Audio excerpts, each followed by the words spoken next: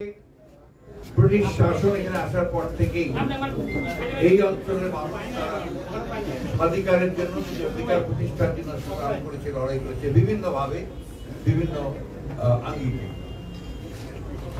1947 সালে দেশ বিভক্ত হয়েছে। এটারও প্রধানত ছিল তখন গণতান্ত্রিক ভাবেই এই আন্দোলন হয়েছে এবং সেটার পরিণতি হয়েছে দেশ বিভক্তির কারণে স্বাধীন দেশ তৈরি হয়েছে। আবার সেই গণতন্ত্রের সংগ্রামের জন্য দীর্ঘকাল সংগ্রাম করার পরে 1991 আমরা স্বাধীনতা অর্জন করেছিলাম। আমাদের মূল লক্ষ্যই ছিল একটা স্বাধীন গণতান্ত্রিক বাংলাদেশ, গণতান্ত্রিক সমাজ দেখতে চাই। গণতন্ত্র শুধু একটা কথার কথা নয়, গণতন্ত্র একটা কোড অফ লাইফ, একটা সম্পূর্ণ জীবনের একটা আপনার অংশ এবং সংস্কৃতি।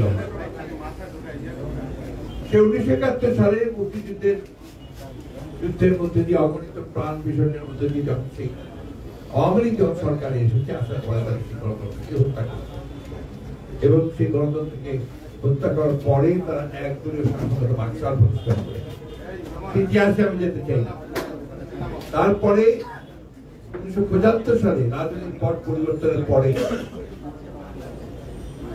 শহীদ প্রেসিডেন্ট জিয়া রহমান, যিনি তখন একজন সেনাবাহিনীর অধিনায়ক ছিলেন, যার ঘোষণার মধ্য দিয়ে 1971 সালে আমরা স্বাধীনতা যুদ্ধ করেছিলাম, তিনি রাষ্ট্র পরিচালনার দায়িত্বে আসার পরে তিনি সেই গণতন্ত্রকে প্রাতিষ্ঠানিক রূপ দেওয়ার কাজ শুরু করেন।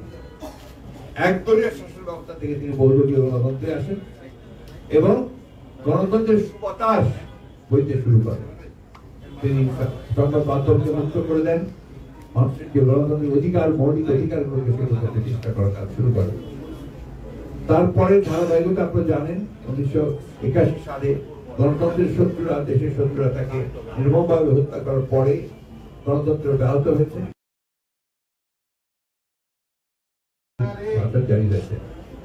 এবং সেই দীর্ঘ 9 বছর আমাদের নেত্রী দেশনেত্রী বেগম খালেদা জিয়া, বিএনপির নেতা, তিনি এই গণতন্ত্র প্রতিষ্ঠার জন্য দীর্ঘ 9 বছর আমাদের ছাত্র নেতা জনতাকে সঙ্গে নিয়ে লড়াই করেছেন, সংগ্রাম করেছেন।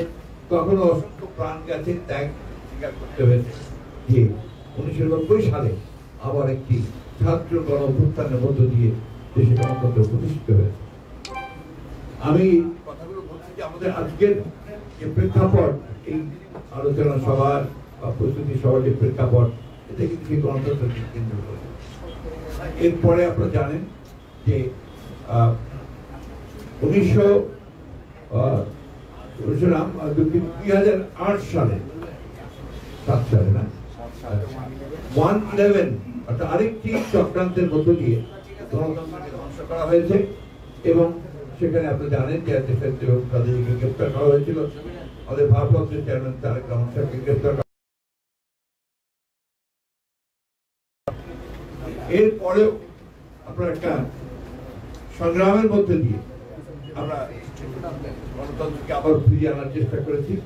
2007 সালে যে 8 সালে যে নির্বাচন হয়েছে, সেই নির্বাচনে একটা কারচুপির মধ্য দিয়ে জনগণের অধিকারগুলোকে কেড়ে নিয়ে যে শাসন আওয়ামী লীগ চালিয়েছে, সেই শাসনে বাংলাদেশের গণতান্ত্রিক যে প্রতিষ্ঠানগুলো আছে, সমস্ত প্রতিষ্ঠানগুলোকে তারা পরিকল্পিত ভাবে ধ্বংস করে দিয়েছে।